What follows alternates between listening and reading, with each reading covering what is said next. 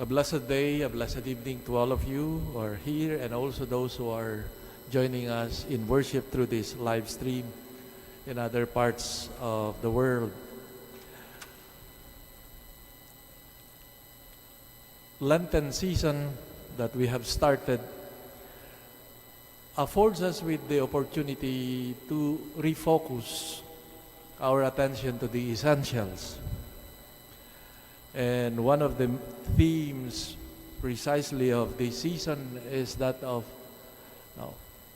to capture once again our direction. Where are we going?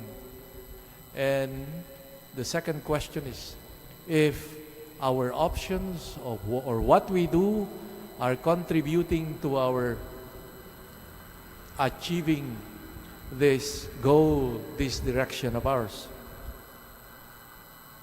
And the readings during these days of Lent, one of their focus is precisely to pinpoint what are these essentials that can help us reach and attain our goal.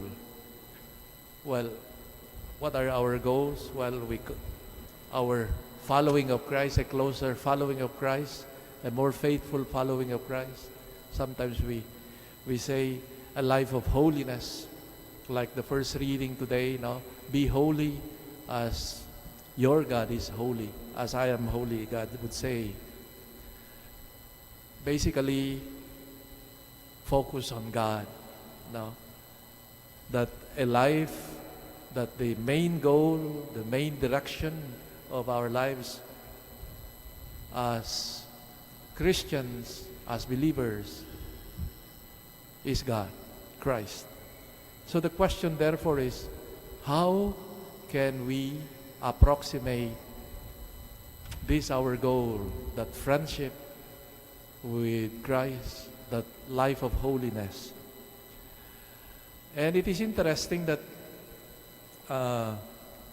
the proposals of the readings today is not what we normally associate with life of holiness. Sometimes the holiness that we think is that, the old idea of being holy is that you remove yourself to the world, apart from the world, and you live your life there. Kaya yung the usual association with life of holiness, kung gusto mo maging santo, magpari ka, punta ka sa kumbento kasi malayo ka sa mundo. But the proposals of the readings today, while it is true that this is a valid way, but another way that is being proposed to us is precisely that of the action, the active engagement with life in doing what is good. The first reading we have heard, what is holiness? Well, it is not offering sacrifice, which is part, of course, of the code, the holiness code in the Old Testament. No? You want to be holy? Well, no.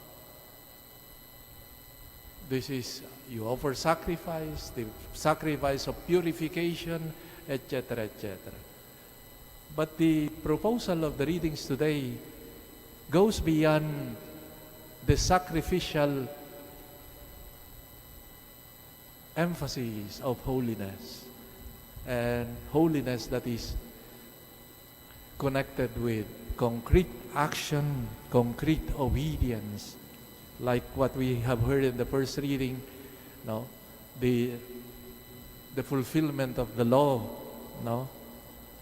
meaning that of respecting the others, their rights, their honor, respecting God, respecting our neighbor,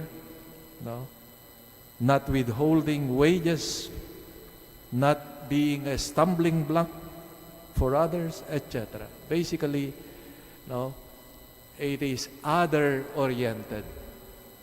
And that is the same that is being proposed by the beautiful parable in the gospel today. No, that holiness and fulfilling the will of Christ is not so much on the sacrifice or worship, but rather in the effective helping of those in need. I'm not saying that the work of worship, of concretely performing our cult to God, does not have any place. But rather, if we think that holiness is up to here, yes, worship, you go to Mass, you pray your rosary, etc., the rest, no more, it's just a half, maybe, of what is being asked from us. While we do not say that only the good, etc., that is not what we are trying to say. That our worship, our life of worship on Sunday, or our life of worship here in the church should overflow in our daily commitment in doing what is good, what is truly that will help the others, especially those in need. At the beginning of this Lenten season, we are reminded of this important lesson so that our focus also of our work of conversion, our journey towards conversion, may be guided. That it is not just going back. It's good that we intensify our life of prayer, our commitment with those acts of piety. Yes, but it should not end there. It should carry us to an effective commitment also to that which is to help the others, especially those in need. That's why the campaign, for example, of the church in the Philippines, one way we have the fast to feed, for example. Now the idea is that you do not just fast, for yourself, for your piety, your devotion, but rather you fast so that what you economize, what you save, that you use that in helping others. Well, that's the very idea of, for example, this simple proposal of the church and many others, that our love, that our way towards conversion is not just an intimate part of our life, but it should also overflow to the effective action towards kindness, towards others, expressing kindness and service to others. May our journey, Lenten journey, be fruitful, and we ask the Lord to inspire us to intensify our prayer life, but also intensify our life of charity and service. Amen.